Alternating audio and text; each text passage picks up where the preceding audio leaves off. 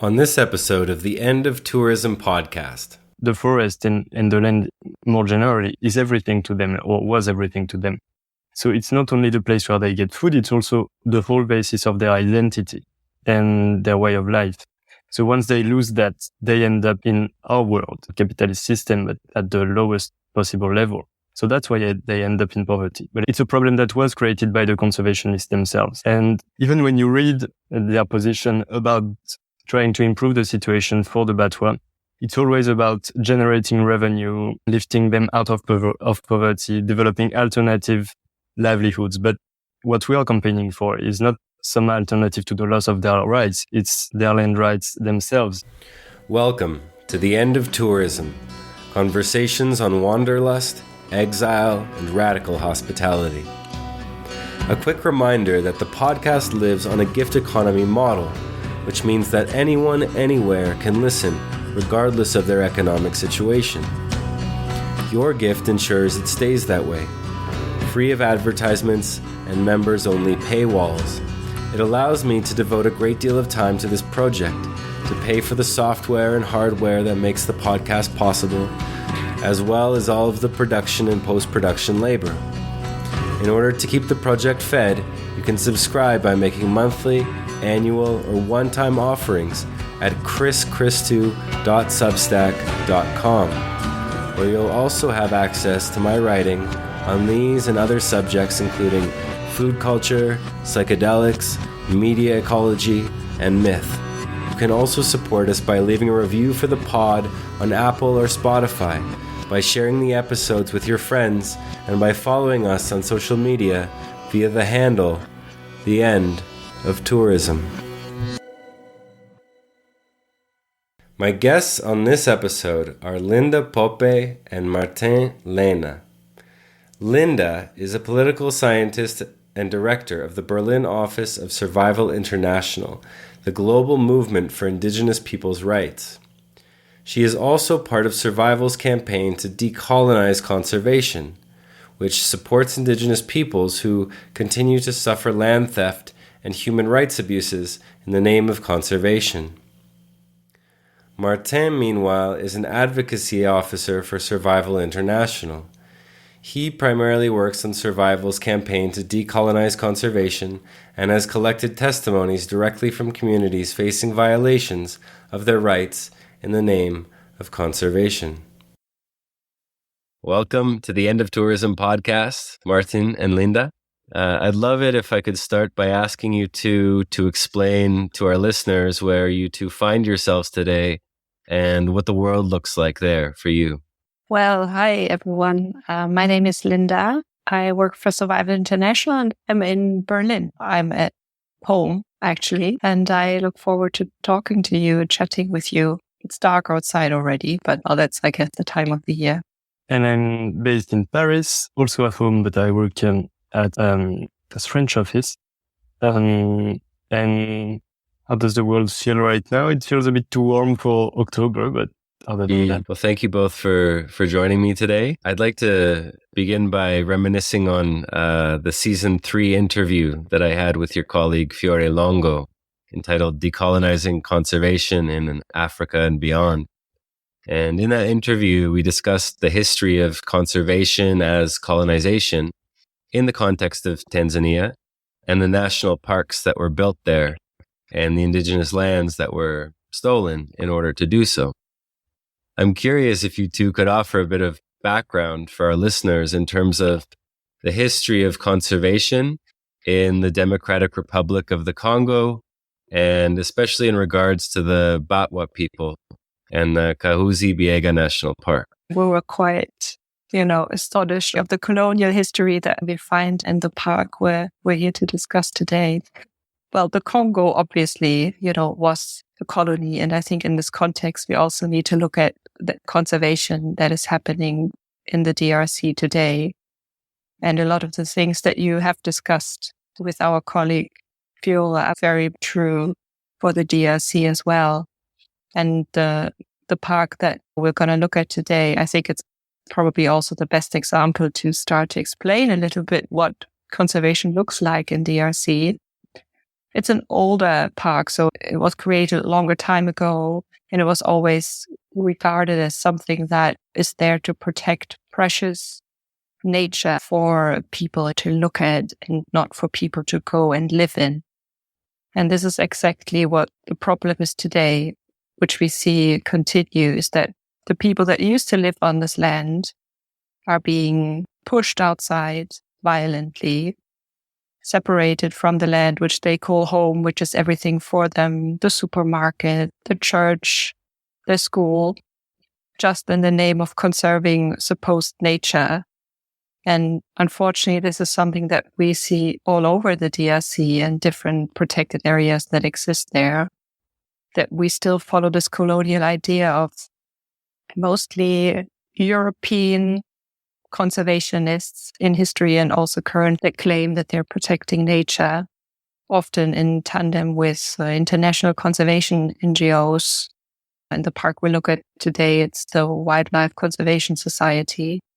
And they're trying to get rid of the original inhabitants that have guarded these spaces for such a long time. To build on that, in our campaign to decolonize conservation and survival, we often say that fortress conservation has deep colonial roots, and you can definitely see that with the actual history of Kahuzi-Biega National Park, because it started as a reserve that was created by the Belgian colonial government in 1937.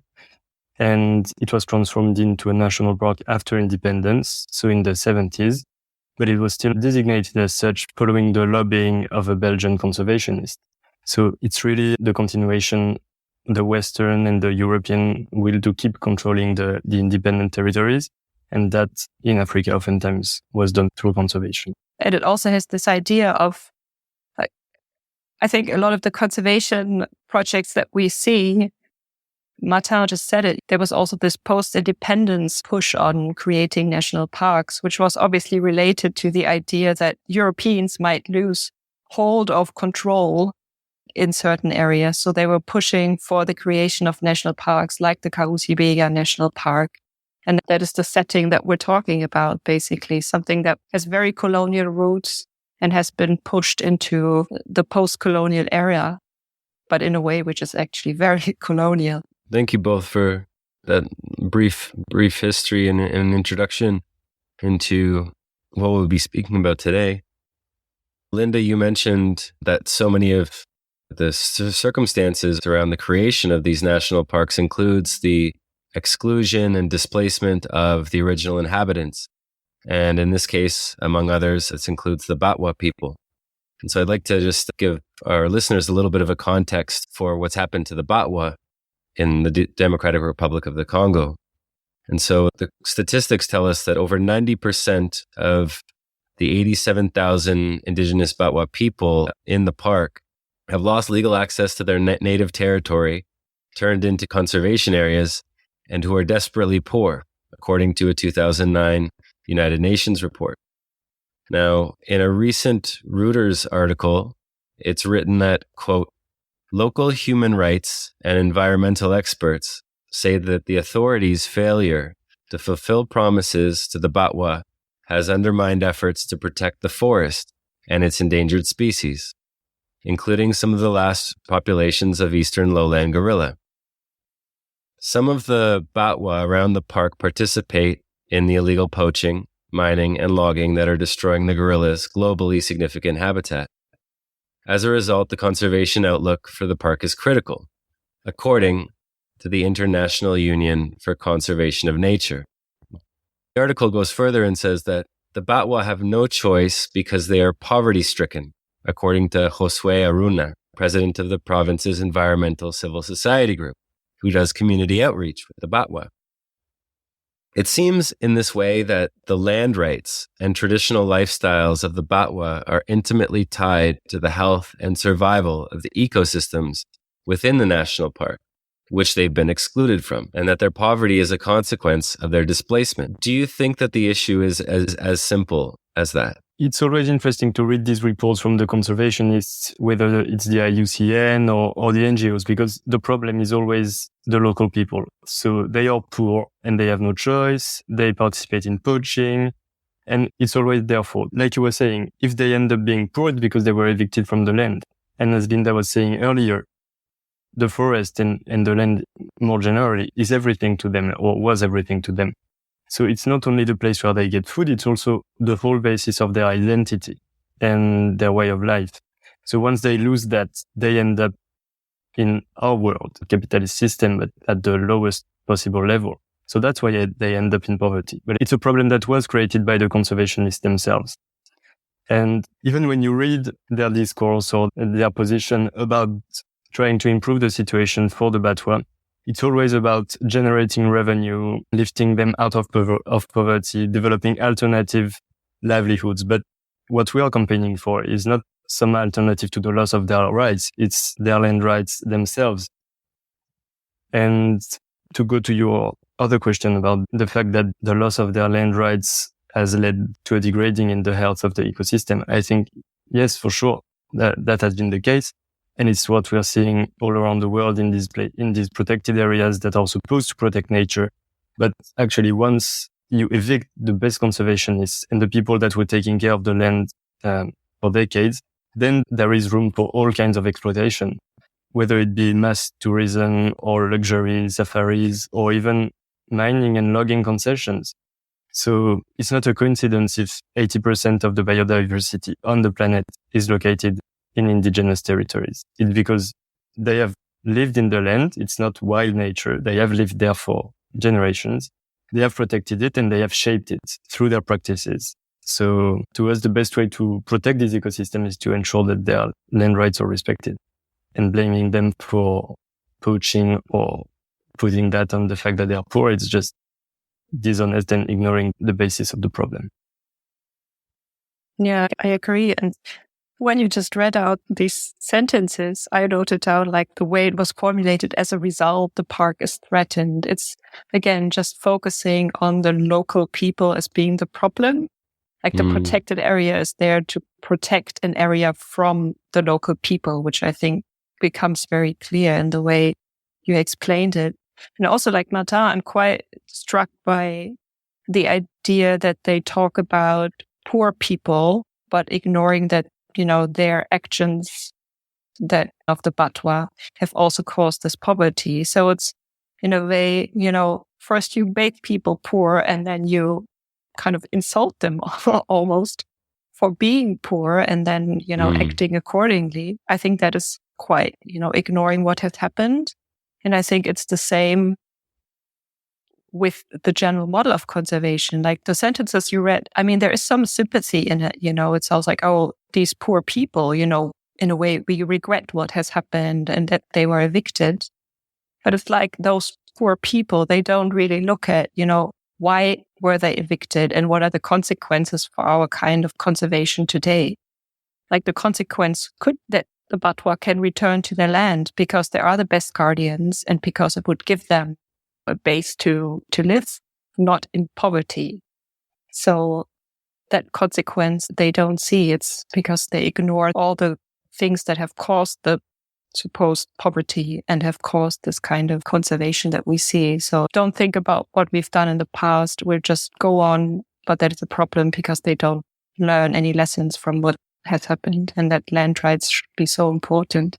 Yeah, I think that it definitely points towards this notion that I think a lot of people are becoming apt to in our times in these days, which is the general kind of approach to the dilemmas in these contexts are to look at the symptoms of the dilemma and not the causes. And in the context of the eviction and exile, displacement of the Batwa people, one of the articles mentions that one of the consequences of the induced poverty includes the endangering and further endangering of the eastern lowland gorilla. And I mention this because in my research leading up to this interview, this conversation, I looked into the tourism offerings in Kahuzi-Biega National Park, and I found the following. I'm just going to read off a list of what I did find.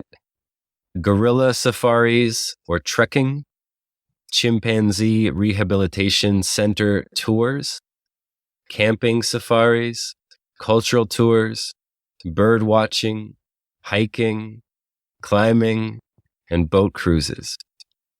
And so my next question is this.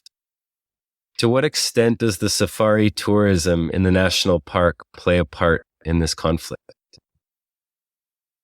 Oh, that's a super interesting question. I mean, that obviously depends on the specific park that you look at. But I think I would say in almost any national park that we look at its survival, there's some kind of idea that this park needs to have tourists. Tourists need to come and go and see the beauty of nature, ideally Western tourists, so that they become involved in conservation and donate money. And also in a way that tourism would be a way to pay for services that are related to maintaining the park. So it's something that usually always pops up. It's kind of like twins a little bit. And, I work on mostly German politics and how they relate to this conservation. And it's something that you can't really separate. Where you read about conservation projects that the German government funds, you will always also read about tourism. So they're very interlinked. In some parks, there isn't a lot of tourism because the situation is not very attractive to Western tourists. But the idea is always there. And then the extent to which tourism actually happens obviously differs and then has different effects. In some parks that we work on, there's a lot of tourism. There's a lot of creation of infrastructure for tourists, hotels, for roads, for tourist vehicles to go places. Then it obviously has a much stronger impact on the area and also on the people that live there. If there are less tourists, then the actual effect of tourism is, of course, a little bit less than it might sound in these proposals to have tourists there at all. In the context of conflict zones, which from what I understand, this particular park in the Congo is a conflict zone, or at least parts of it, that tourism can act as a kind of barrier between local populations or local ecologies and the consequences of those conflict zones, right? But it doesn't necessarily stop the conflict. It just turns it underground. It turns a kind of blind eye to it, waiting in most instances that I know of until the organized crime in the area ends up getting, their hands into the economy of the tourism itself. Yeah, I mean, I agree with Linda that it's always there and it's always under the discourse, and it's never only about conservation. There's always tourism, and often the national parks are created for this purpose. If you read the UNESCO definition or the IUCN definition of what a national park is, it says it's also for recreation.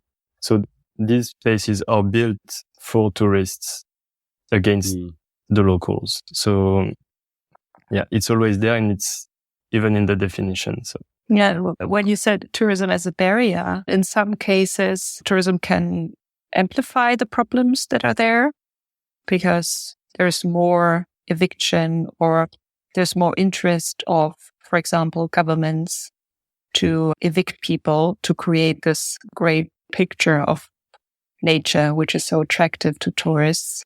So I think I would find it as something that can really worsen the situation. I think from what I've seen, we sometimes talk about sustainable tourism or respectful tourism, but in the terms of conservation projects, my impression really is that it's been harmful. And the indigenous populations that work in tourism, which is one of the things that funders of conservation projects often say, that they can find jobs in tourism. A lot of these jobs are not very good. And I would argue that a lot of times people need to take these jobs because they have lost the choice to not take a job and live from the forest. Yeah, it's an interesting thing to wonder about in the little research that I did around what's happening in this particular park in the Congo, that there are rebel groups. It is a conflict zone.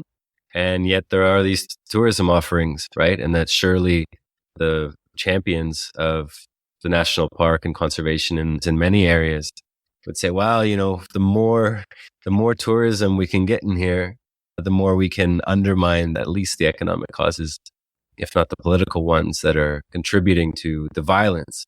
When in fact, from what I can understand from survival's work, that just deepens the causes that produced that conflict and that exile in the first place. Yeah, and I think there's also perception of injustice, which we shouldn't underestimate. I mean, if you're an indigenous person that has been violently evicted or whose family has been violently evicted from a certain area, and then you see Western tourists mostly, which are rich, pay a lot of money for these trips, are allowed to go in and use that area in a way. I think that also creates, a sense of injustice, which also, it's quite sad. Definitely. And then that's certainly what we see in over-touristed places around the world and in places that are just starting to become over-touristed, this kind of deep resentment amongst locals for the inequalities, the growing inequalities, and as well, injustices that these industries bring. And so on that point of conflict zones, especially in and around Kahuzi-Biega, I wanted to ask you both a question around the militarization of conservation. So some people believe that militarized park police, which is what exists in this park, are a necessary evil. Officially, at least, the guards protect the park from armed militias or rebel groups in the area, ensuring that they stay out of the park. Of course, those who they confront and sometimes attack also include the indigenous people, the Batwa in this case, who are trying to retake and reclaim their ancestral lands. And the argument is that without the guards, the land would fall into the hands of much more malevolent groups or forces. And so, how do you think the presence of armed conflict as well as militarized conservation guards complicates the issue? That's a tough question. Well, maybe I can just give like a little anecdote. It was actually about this park, the Kahuzi-Biega National Park, and we were talking to German politicians and government officials about the problem of conflict and about the problem that these park rangers, are trained and they have a lot of weapons, which seems very militant. And they were seeing the problem. They were seeing that this has probably been not the best thing they should do, support security forces in an area which is already so problematic. But their thinking was, if we don't give them the money, we have created this force, basically. We have hired people, we have trained them. Now, if we stop supporting them, what are they going to do? They're going to maybe take their training and their weapons and make it even worse. So in a way, I mean, this was off record, right? They were just kind of thinking out loud. But in a way, they were seeing that the project that they have supported have created structures which very likely will increase conflict. And it seems quite obvious also because you see all these conflicts with indigenous peoples. So I'm not going to say that it's a very peaceful area and there is not a need maybe for people to defend themselves. But in a way, the structures that we have in militarized conservation are not the solution. They make the situation much more complicated than it initially was. And now, like in this park, we're in a situation where we witness terrible human rights abuses and everyone is scared to act and do something because it could get even worse. And it doesn't seem like a very good solution. I think we need another way.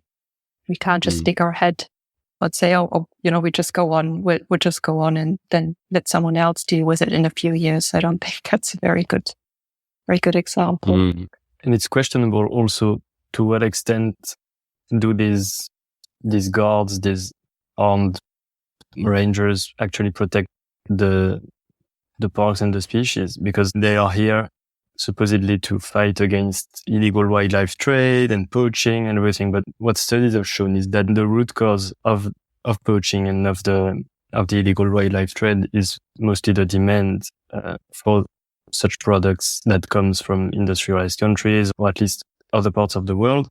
And the system is made for the guards to take action against the local population and not against the actual criminal networks that lead to illegal wildlife trade and poaching. They get money for people they arrest, and the easiest people to find are the locals that are trying to get to their ancestral lands. And there's also sometimes the park management involved in these criminal networks. So you pretend to put in place a system to fight against illegal wildlife trade, but there ends up being no choice but for the guards to take on the local people.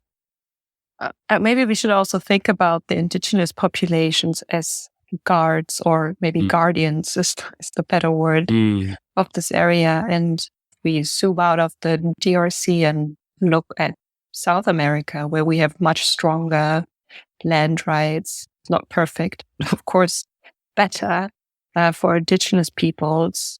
They often act as guardians or guards of these territories, even though they're also confronted with illegal logging, quite brutal illegal logging, for example. But in a way, they are there, and they, of course, are supported by authorities, ideally, in defending these territories.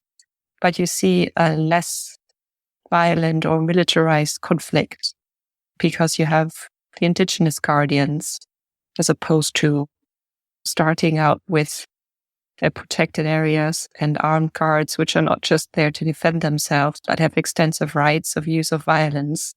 And they don't have to fear any repercussions if something goes wrong and they kill, for example, an indigenous person. I mean, that's what we've seen in this park, that they can basically act with impunity. And thank you, Linda, for offering that example of the difference, or the contrast between places like the Kahuzi-Biega National Park in the DRC and other places in South America, for example, where there is this inherited intergenerational understanding of guardianship. And while there's only maybe half a century of the conservation industry in these places, of course, they're an extension of the colonial project, or projects that were undertaken much further back in time in places like Africa and places like the DRC before it was known as such. And then what happens, after X amount of generations, after this kind of exile and displacement, that there is no lived memory anymore of what it means to be a guardian of your place. And I don't just mean as a title, but in terms of how you guard that place as an indigenous person. We might be able to say that the Western world, or the modern world, that's very much what we've become, is people who are unable to remember or have a lived memory of what it's like to adequately stand as guardians for a place. But, I think with the work that you two and Survival International are doing, there's a path forward towards that. And I'd like to remind our listeners that we're also here speaking today in part because there was a victory that was won by Survival International on behalf of the Batwa people and activists like yourself. And so I'd like to just read very briefly from July 2023 press release from Survival International, in which it is said that, quote, "In a landmark decision, the French government has scrapped its plan to fund the controversial Kahuzi-Biega National Park in the Democratic Republic of the Congo. France's Minister of State for Development, Francophonie and International Partnerships, Chris.Welcome, confirmed that the plan to begin financing the Kahuzi-Biega National Park has been scrapped.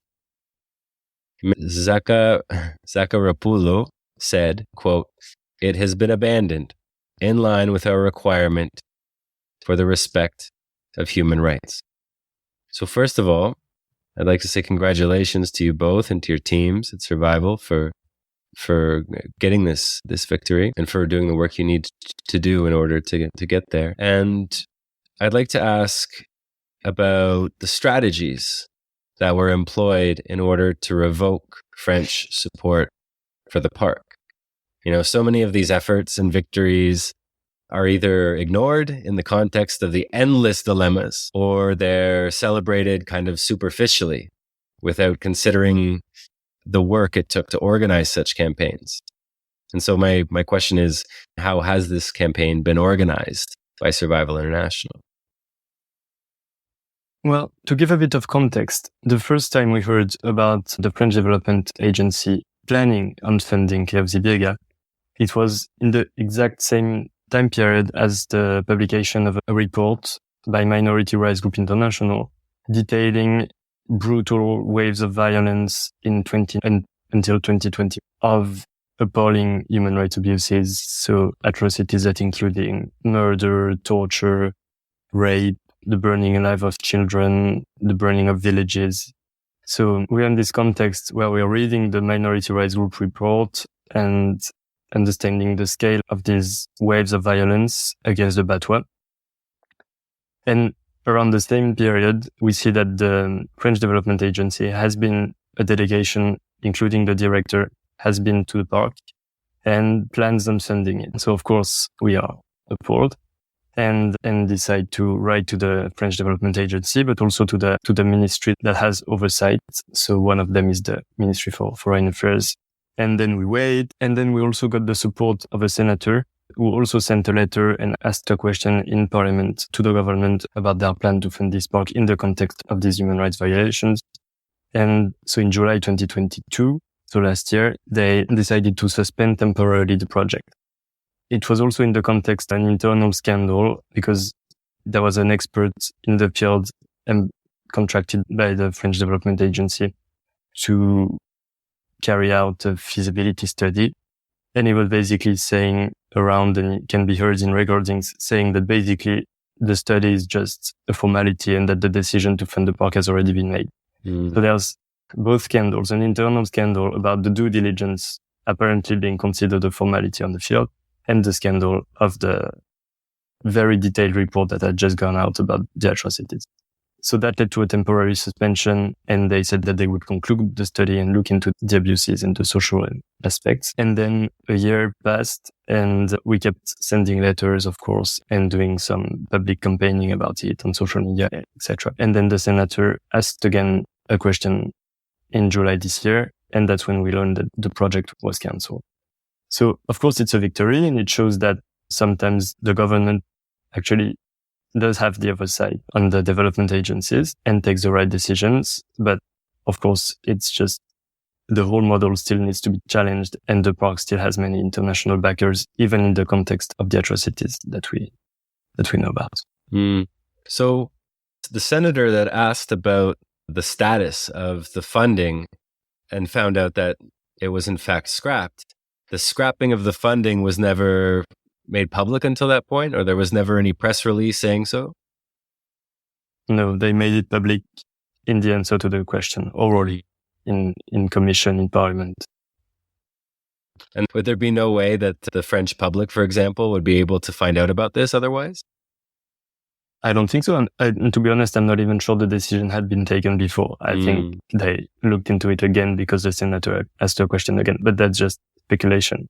And you spoke about writing letters, obviously, to politicians and to the ministries and also social media campaigns. Do you think there was more of an effect on the scrapping of the funding because of the public campaign, the social media campaign? Yeah, I think, and that's basically the whole premise on which our campaigns are based, is that an efficient mobilization of the public opinion will lead, and the fact that the public cares and is informed will lead to a more efficient lobbying and advocacy of the governments and other government agencies. So yeah, I think one can't go without the other. And I don't know what would have happened if only the senator had asked the questions, or if only the senator had asked a question, or if we had only sent a letter and no public campaigning at all, or no press release, or no social media. I don't know. So I think, yeah, both go hand in hand. So do you think that without the report from the minority rights group, that the funding would have gone ahead regardless of what was actually happening there? It's possible because we know that the funders were aware for years and years of the human rights violations. And even before the waves of violence that are described in the report, we know that they were aware of that risk of violence at that time and of the human rights violation in the whole context of the militarized park. So I think it could have very well gone ahead because the other funders knew and kept funding it. And yeah, it's very important to get that kind of report with very detailed testimonies and information from the ground and really documenting these atrocities. Otherwise, it's just business as usual. Right. And the original proposal for the funding, at least by the French government or the ministries involved, they were basically just promoting conservation in the way that it typically is. That's what the funding was for? Well, it's hard to know because they never published anything, and actually they never actually started funding it. It was just a project. Like I said, they went on a visit there and started making promise to the local conservation agencies and to the local authorities. But it's not clear to this day what exactly they were planning on funding, but it was clearly stated that they were planning on supporting the park itself, but I don't know for which kind of activities, but still funding the same structure that has been responsible for these abuses is still unacceptable. Sounds sketchy, as we say in English. And so for our listeners, just a little bit of further context. While France simply abandoned plans the country had not yet made, or the government had not yet made, Germany continues to finance the park, despite France's, however, subtle acknowledgement of human rights violations. And so, Linda, my question for you is, first of all, why is Germany funding a national park in the DRC to begin with? And if you know, how does that money get spent? Well, I guess the German interest in this park is pretty old. So the German government started funding the park already in the 80s. And there were some other projects even before that, supposedly. But it's considered to be it obviously is a very long-running project financed by the German government. And some local people call it the German park because they assume that without the German funding, it wouldn't even exist. Like the kind of money that has been given over decades and the kind of things that have been funded, the infrastructure, the Congolese conservation authorities, the park rangers, all the things that were funded, basically crucial for the park to function. So, yeah, it is a very German-funded project. And also the German government has for a very long time looked at it as being a prestigious project. It was this great park, the gorillas, you already mentioned it, and the Germans been funding it, which when you know a bit about German history, post-World War II, there was a lot of interest in biodiversity and conservation funding because it was a good thing to do, which gave Germany a little bit of a different international picture than it had after the war. So there was a lot of interest in funding projects, and they were perceived as being fantastic, and they were shown to be these great projects that Germany is supporting internationally. And then obviously it isn't, but the German government has been very, very good at denying that there are these problems and the role that it has had in facilitating these horrific human rights abuses. And how, if at all, has the German government responded to the scrapping of the French funding? Very good timing, because I just got a response today, actually, from the German government, because we did point out to them that the French government has decided to not fund the park because of the violations of indigenous people's rights and because of human rights concerns. So we pointed this out to the ministry again, just in case they would not have learned about this themselves. But the reply basically doesn't address this at all. This was what we wrote the letter about, and the reply is about all the great things that the German government keeps funding and the improvements it is supposedly seeing on the ground, and these improvements justifying their continued support. So it's just a letter explaining why they continue funding it and not addressing why maybe partners like the French government have decided not to fund it.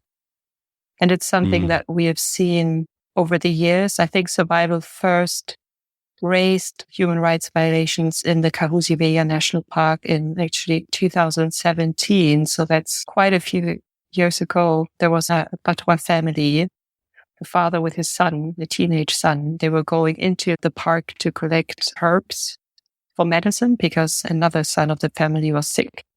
They encountered park rangers who killed the teenager and wounded the father. So it was quite a terrible incident. And the father wrote to the German government, to the funders, and he complained about these human rights violations and the fact that the Batwa have lost access to the park and to their livelihoods because of the German funding. The German government just said, well, there's not much we can do about it, basically. They tried to pay some money, but then really nothing else happened. And over the years, the situation hasn't improved. It has gone worse. But the German government keeps saying that they have faith in the Congolese conservation authorities, and they do not see grounds to stop the funding or the project. And they keep saying that they see progress and things will get better. And we know it hasn't gone better. But I'd like to return anyways to this question around tactics and strategies and organizing. It seems that activists and those not directly involved in social movements struggle with the weight of our times. I mean, it's, kind of hard to ignore these days.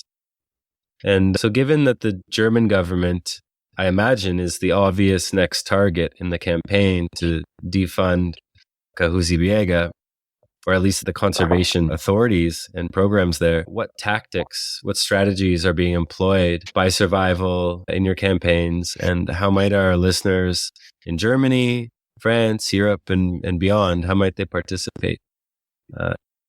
That's a very good question. Because as I said, Survival has been working on this for a few years, and there's a little bit of frustration, of course, that not much is happening in the terms of acknowledging the problem of funding this part. I think what we're thinking is quite important in this issue of conservation is making sure that donors in the West understand that this is a very symptomatic problem. So a lot of conservation projects function like this, and it is because there is this underlying problem with them that they do not acknowledge land rights, but they continue to say that certain government authorities or certain conservation organizations are best put to run these places. It's the same with the Kahuzi-Biega National Park. The German government now says, well, we know there are problems, so we'll pull in the WCS, the conservation organization, and everything will be better. But it won't, because they also have a record of not respecting indigenous people's rights. So we need to make them understand that there's this underlying issue of not acknowledging indigenous people's land rights. And we try to do this by pointing out that this is a problem which is happening in a lot of national parks. So protected areas that Survival has looked at in Africa and Asia, almost all of them, even the ones that we were told were good examples, have these problems. And we try to show that to the donors that have such big impact on these conservation projects and make them rethink what they're doing. It's a very difficult process, of course, because they've always done it in a different way. And now it's hard for them to think about, giving control and power to local people, which until now they've always said is a threat to conservation. It's like a total turn of what they assumed so far. But for us, it seems like that's the thing that we have to do for them to actually acknowledge the problem, because otherwise all the solutions that they come up with are not real solutions. They put people like the WCS in power, which is also not going to respect the Batwa's rights. Yeah, I think one of the critiques around development is in the context of these industries, especially things like conservation, voluntourism is another one, that as industries, you would imagine that they would have in their mission statement or vision or 10-year plan the slow and intentional disappearance of their own industry, right? Because if what they were doing was working, we would need less of them. And there would be less of them. But here we are, right? And it's just, of course, a massively growing industry, both conservation and voluntourism. Yeah, it's true that our key targets are the donors because, like many of the issues that indigenous peoples are facing across the world, the root of the problem and the funding for these problems come from the West and our societies. So that's going to remain one of our targets and key part of the strategy. I think we are starting to see a shift in the discourse in France, at least. And when we talk to the politicians, we also see that shift in the discourse of the conservation NGOs, but it's still as harmful. So instead of saying that these places are wild and empty and that the local are destroying it or encroaching, Well, they still say it, but they also say that what we were saying before about the poverty issue, and that they will generate new projects and new activities and development, basically. So I think that they are starting to acknowledge the presence of these people. They couldn't be further from recognizing their land rights because, like you said, also otherwise it means their own disappearance, and they're not built for that. Mm-hmm. Yeah. So it's a difficult thing. I mean, I think we try to talk to people that are more inclined to understand the importance of Indigenous people's rights so that we can have a base of people that support our campaigning, which is very important for us. And then we select our targets and try to engage the people that support us in convincing these targets to change projects or change their minds. And sometimes, that can just be a tweet that tags someone who we know makes decisions about certain projects, try to raise awareness that there is concern about this project, that some people disagree, that this doesn't comply with human rights, that this doesn't comply with agreements or treaties they're supporting for Indigenous people's rights. And sometimes it's a more complex lobbying strategy. So there are different things we try to do. And sometimes, like we saw with the example of the French government, sometimes it works because there's timing, there's different things coming together. But obviously, even though we have a lot of strategies, it's always difficult to know what will work in the end. So we try different things and try to engage with people that will help us spread the word about the need to decolonize conservation and do it differently and acknowledge land rights. And sometimes it's little things that really change a lot. Sometimes we work on something for a long time and it wasn't the right strategy and we need to change. Mm-hmm. Well, speaking of, how might our listeners find out more about Survival International, Decolonize Conservation campaigns, and especially around the work that you two are doing? Well, I strongly encourage people to read more of our campaigns on the website, on social media, also to subscribe to our newsletter, because that's where we mostly share our urgent actions. So which are one of our tools to put pressure on the targets. So mass emails basically sent by our supporters to the targets about specific projects. And we also publish some direct video testimonies in our tribal voice projects, as we call it. So if they want to listen to the victims, explaining the problems they are facing, but also the way of life that they have lost, or sometimes more inspiring things about the resistance and the fight, I think it's also very interesting to hear directly from the people affected. But yeah, I strongly encourage people to join the movement by any means possible. And sometimes, as Lena said, just small actions like a tweet or sending an email through these campaigns can really make an impact. And it does help ensure that the advocacy and the lobbying is effective. Yeah, and I think it's also a nice way to picture that you're showing solidarity with, for example, the Batwa, who often perceive the Western donors as being the cause of their problem. And I think for them, it's nice to see that there are also people in the countries where the problems originate that are standing up for their rights and supporting them. And I think it's probably the least we can do also because we're so obsessed with African nature that I think it would be a very good step for us to think about the people that live in these places. Yeah, absolutely. And maybe not immediately or superficially, in part because of the inundations and the dilemmas in our times, but that kind of solidarity can begin to break down as well the largely like unconscious nationalist tendencies we have when we think of other people in other countries. We always associate those people with their governments, right? Which is just like absolutely ridiculous when anyone thinks of themselves in relation to their own government, right? But these are two faces, two voices of the resistance that are working on behalf of many others. And so I just wanted to reiterate that we're here today to have the chance to be able to speak about a little bit about this small victory that, all willing, will lead to many more, to much bigger ones in regards to the Decolonize Conservation campaign of Survival International. It takes work, and I'm grateful to be able to speak with you both today and to have you share some of your work and your dedication with our listeners. And I will make sure that All of those links that you mentioned, Martine, will be on the End of Tourism website and available for our listeners to sign up to the newsletter and follow on social media and, of course, participate if they so wish. Thank you both. Thanks. Thank you. Thank you for listening to this episode of The Pod. If what you heard had its way with you, if it left you with more questions than answers, then click subscribe on Spotify, Apple Podcasts, or directly at chrischristou.substack.com. You can also follow us on social media via the handle The End of Tourism. I'd like to especially thank Alexei Galar for his assistance in the post-production process of this episode and many others in this season of the pod. You can check out his sound design and original music work at alexeigalar.com.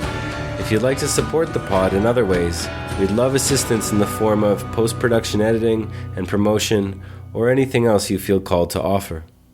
Until next time, farewell, friends.